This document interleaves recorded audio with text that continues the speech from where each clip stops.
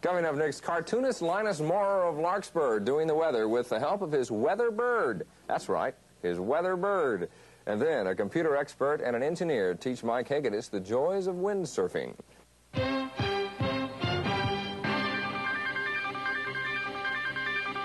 If you're going to the Midwest or down into Florida where it's too hot tomorrow, take a tip from the weather bird, get in the shade, stay out of the heat, and thank you very, very much. Well, thank you, Linus. That bird of yours really gets around. Oh, he's a fast bird. Thanks, Dave. Yes, and you're a fast study, too. Great pictures. Thank you very much. Thank you very much. Yes, tonight on Eyewitness News Nightcast, we have yet another winner. Our guest weather forecaster will be Maggie Moscow of Greenbrae. Where's Wayne Walker? This is the woman who said she wanted to do the weather so she could get a close-up look at Wayne. Wait till you see what happens when they get together. So that explains the look he's had on his face all day. I think so. Well, people around the world are taking up a sport that they say is a lot like riding the wind. It's called windsurfing, and today reporter Mike Hegedus got a lesson from two Bay Area women who make it look so easy. Sailors' shouts of joy as the sail springs tight and propels their boat at exhilarating speed across the water. Those caught up in the thrill of being powered by Mother Nature's breath will tell you there's no sensation quite like being tugged along by the wind. But there's another activity that involves the water, the wind, and a sail. And for those who do it, they say it's even more exhilarating. Windsurfing.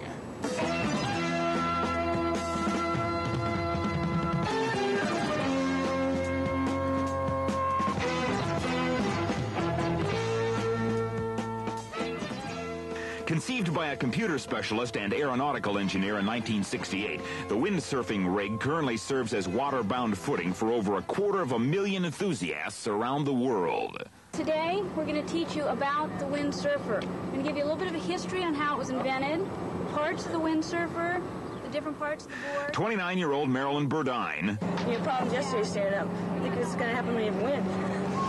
And 23-year-old Cindy Gager are two of them, and both are now in the process of increasing their number by teaching others.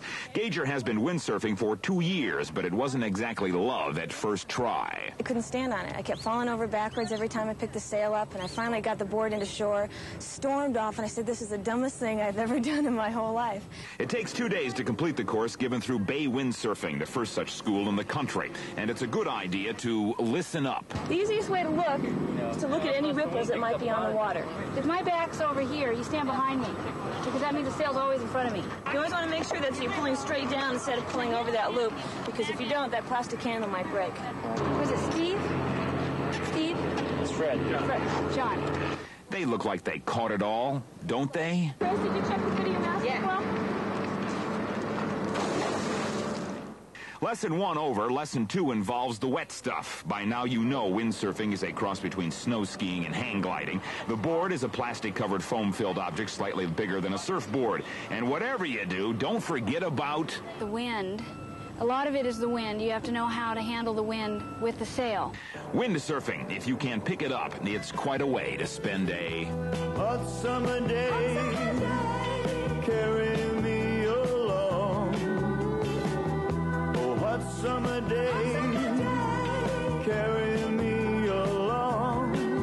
So you get out there on the board, and it's just you and the board and the water. The only thing you're going to do is fall over backwards, and it's just, I enjoy trying to get as much speed as I can.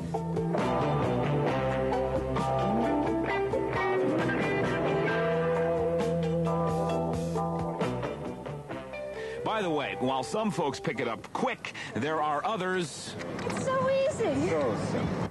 still trying. Mike Hegedus, Channel 5 Eyewitness News. Some tricks now? Can you stand on my head? Please do. If you should decide to take up windsurfing, it's a good idea not to go out alone. Mike says you could suddenly find yourself pointed out to sea, and the next thing you know, you'd wished you'd brushed up on your Japanese or your Morse code. Yes, that's if you're lucky. Otherwise, it's the theme from Jaws. Coming up, a new artificial sweetener that can give you pleasure without making you fat.